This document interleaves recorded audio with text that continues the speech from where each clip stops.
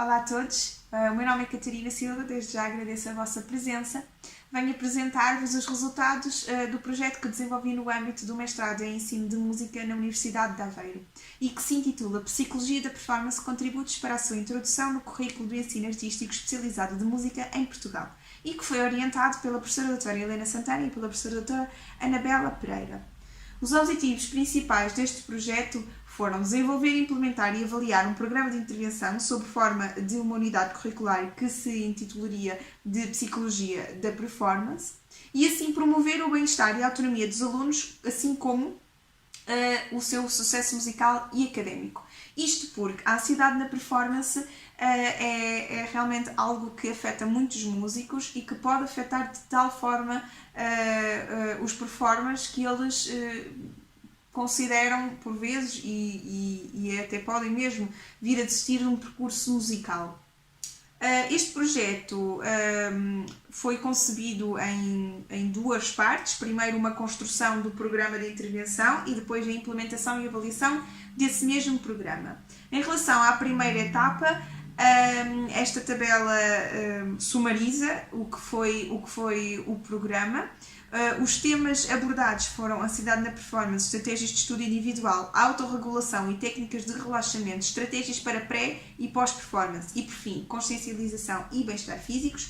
E podemos ao lado ver alguns dos temas ou alguns dos exercícios que foram implementados durante as aulas. É importante referir que esta organização dos temas segue as 3 fases da terapia cognitivo-comportamental, ou seja, o esclarecimento, neste caso sobre a ansiedade na performance musical, transmissão de ferramentas para que o doente, ou neste caso os músicos, pudessem fazer face às suas dificuldades e depois reexposição da pessoa à situação que a levou em primeira mão a procurar ajuda. Sendo que a distribuição das sessões por estas 3 fases correspondeu a 10%, 80% e depois, por fim, novamente 10%. Também se teve em consideração algumas as diretrizes da portaria, da portaria que regula o ensino artístico e o delineamento experimental da segunda etapa. Esta segunda etapa foi então a implementação e a avaliação do programa. A implementação começou a 9 de outubro e durou até 19 de dezembro. Como é um estudo quase experimental, temos um grupo experimental e um grupo de controle. O grupo de controle não foi alvo de qualquer intervenção. E os 3 momentos de avaliação foram antes da intervenção, depois da intervenção e o follow-up. Estas 3 fases serão doravante denominadas por AI, PI e FI, respectivamente. Em relação à amostra, é uma amostra pequena de 16 elementos, 8 em cada grupo. É importante referir que o grupo de controle tem muito mais elementos do sexo feminino do que o grupo experimental e que a média de horas de estudo diárias do grupo experimental é muitíssimo elevado em relação ao grupo de controle. Isto é importante porque poderá também ajudar a perceber melhor os resultados mais à frente.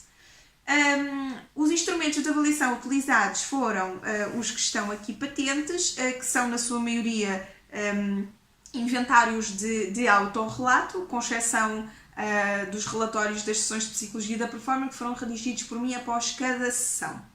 A análise estatística dos dados recolhidos através destes instrumentos de avaliação foi feita através do SPSS Statistics versão 26 e como a amostra é pequena, como já referido, decidiu-se utilizar testes não paramétricos, neste caso o teste do Wilcoxon e para as correlações o coeficiente de correlação de Spearman. Neste slide podemos ver a evolução da ansiedade na performance musical. Falemos primeiro do grupo experimental. De AI para PI temos uma descida muito significativa. Se verificarem o p-value de AI para PI é 0,008, ou seja, muito próximo de zero. Depois há uma ligeira subida não significativa de PI para FI, mas de AI para FI há realmente uma descida também, que não fica comprometida por aquela ligeira subida que referi. O que é que isto nos diz? Diz-nos que esta foi efetivamente é uma intervenção eficaz na redução de APM, mas que há uma instabilidade temporal dos efeitos, ou seja, a ansiedade voltou a subir quando depois no follow-up. Porquê? Trago duas propostas. Por um lado, a duração reduzida desta intervenção, que poderá não ter sido suficiente para consolidar as aprendizagens e manter a motivação, não só para aplicar essas mesmas aprendizagens, mas para adquirir novo conhecimento. E depois, a pandemia. Os alunos viram-se obrigados a começar a estudar noutro local que não o conservatório, tiveram que reformular objetivos e projetos escolares, e como quem diz reformular, diz eventualmente até mesmo cancelar, e depois a ausência do acompanhamento próximo e regular dos professores e uma presença muito contínua dos pais. Porquê é que eu refiro isto? Porque da análise feita ao EMPAIA, ao Inventário de Ansiedade na Performance Musical de Kenny, verifica-se que estes são alunos que têm em muita consideração a opinião de figuras de autoridade, que são naturalmente professores e pais, em relação à sua performance. Em relação ao grupo de controle, verificamos que é muito mais ansioso na performance que o outro grupo, mas vê-se também que tem uma tendência descendente. No entanto, temos que considerar que o p-value das descidas é sempre não significativo, com exceção desde o início até mesmo ao follow-up, que na verdade é a soma de duas descidas não significativas. Porquê que isto poderá ter acontecido? Por um lado, é frequente que o grupo de controle também ajuste os seus comportamentos no sentido do próprio estudo do qual faz parte, mesmo não sendo alvo de qualquer intervenção, e, portanto, neste caso, diminuiu a ansiedade. Depois, ao longo do ano, ao longo deste tempo, os alunos podem ter tido experiências performativas positivas, ou seja, acumulam experiência positiva, o que também se reflete numa diminuição da ansiedade na performance. E depois, através da análise do mesmo inventário já referido, estes alunos dizem não gostar de tocar em público, dizem até evitar tocar em público, e quando o têm que fazer, preferem fazê-lo em grupo. O que é que isto nos diz? Diz-nos que, pelo facto de se verem afastados do ambiente escolar, de algum tipo de pressão dos professores e de saber, acima de tudo, que não estariam sujeitos a outras performances públicas, isso tê-los tranquilizado e, portanto, diminuído a sua percepção de ansiedade na performance. Comparando agora os gráficos da evolução da ansiedade de traço e da ansiedade na performance musical, podemos verificar que o contorno das linhas de cada grupo é muito idêntico. E o que é que isso significa? O que é que a ansiedade traz, se calhar seria bom esclarecer. É a tendência do indivíduo para responder de forma ansiosa a estímulos que possam ser ou parecer ameaçadores. O que é que isto nos diz? Diz-nos que no seu dia-a-dia o grupo experimental é muito mais ansioso do que o grupo de controle. Logo, a pandemia terá tido um impacto muito maior nos alunos do grupo experimental do que nos do grupo de controle. E se repararmos nos valores para a FI em plena pandemia, ou melhor, no início da pandemia, a ansiedade do grupo experimentado subiu. E isso refletiu-se na ansiedade da performance musical. Ao passo que o grupo de controlo, em casa, quando toda a gente ficou em casa, desceu. E isso teve um impacto na sua ansiedade na performance musical.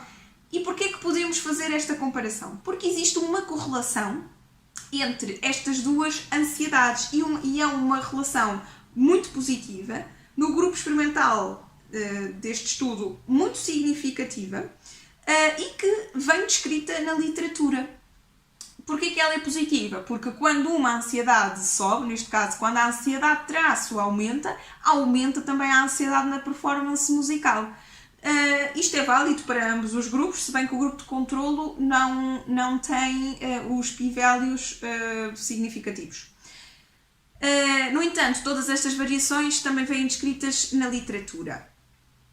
No geral, posso dizer que a amostra deste grupo, deste estudo, é heterogénea, mas isso deve-se à sua pequena dimensão. Verificou-se que os elementos do sexo masculino são menos aciosos do que os do sexo feminino, o que também vem descrito na literatura. E quando comparando os valores dos elementos desta amostra com os valores normativos tanto do STAI como do Empire, verificamos que são valores muito próximos dos normativos, ou seja, comprova-se a representatividade desta amostra, não podendo naturalmente extrapolar estes resultados, não é? Pronto. A maior diferença entre as subamostras é então a autoeficácia e a autoconfiança dos alunos, algo que também se pôde depreender